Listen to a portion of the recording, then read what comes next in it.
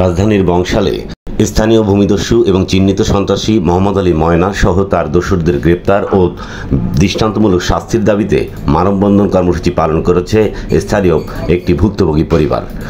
এছাড়া নির্যাতিত শিক্ষার্থীরাও এই মানববন্ধনে অংশ নিয়েছে। মানববন্ধনে বক্তারা বলেন,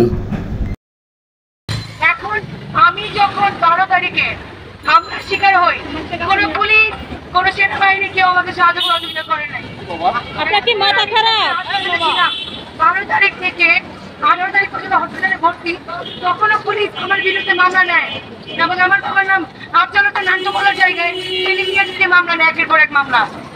আমি এই মামলা যখন এই চার্জটা আমি দিয়ে যাই থানায় 12 তারিখে রক্তাক্ত অবস্থায়, প্রত্যেকটা সিসি ক্যামেরা ফুটেজ আমার কাছে আছে, প্রতিটা ভিডিও আছে যে আমি রক্তাক্ত অবস্থায় থানায় আসছি। থানায় কর্তৃপক্ষ আমাকে বলেছে যে হ্যাঁ আমি তোমাদের বিচার করব, কিন্তু আমাকে হসপিটালে ভর্তি করায় থানায় কোনো আমার বিচার নেয়নি। উল্টা তারা আমার বিরুদ্ধে একের পর এক মামলা করেছে। এই মামলাগুলো যে ভিত্তিহীন মামলা, এটা পুলিশের কাছে আমার ন্যায় বিচারের দাবি। এবং 35 নং ওয়ার্ড মোহাম্মদ আলী ময়না, কাউন্সিলর আবু সাইদ, আওয়ামী লীগের কাউন্সিলর আবু সাইদ তালাকানি আমার সব কানা করে দিছিল, যেটার আমি ন্যায় বিচার পাইনি।